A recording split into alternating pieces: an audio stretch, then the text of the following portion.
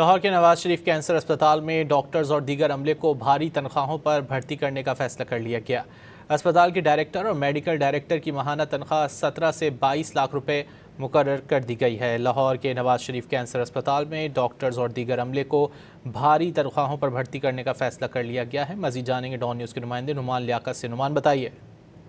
देखिए, ये नवाज शरीफ कैंसर अस्पताल है जहां पर भारी भरकम तनख्वाहों पर डॉक्टर्स भर्ती करने का फैसला किया गया है। अस्पताल के जो डीन हैं इनकी माहाना तनख्वाह 25 लाख से जायद होगी। इसी तरह अस्पताल के डायरेक्टर और मेडिकल डायरेक्टर की माहाना तनख्वाह 17 से 22 लाख रुपए मुकर्रर करने का फैसला किया गया है, जबकि डायरेक्टर फाइनेंस और डायरेक्टर नर्सिंग को 15 से 20 लाख रुपए माहाना तनख्वाह मिलेगी। इसके अलावा जो सीनियर कंसल्टेंट्स होंगे इनकी माहाना तनख्वाह 15 से 20 लाख रुपए मुकर्रर की गई है और मुख्तलिफ शोबों के जो कंसल्टेंट्स होंगे इनको 12 से 15 लाख रुपए दिए जाएंगे। और ये लाहौर का अस्पताल है जहां पर भारी भरकम तनख्वाहों के एवज मुलाजमीन भर्ती करने का फैसला किया गया है और इसका अखबार इश्तिहार भी जारी किया जा चुका है। बहुत शुक्रिया नुमान लियाकत इन तफसीलात के लिए।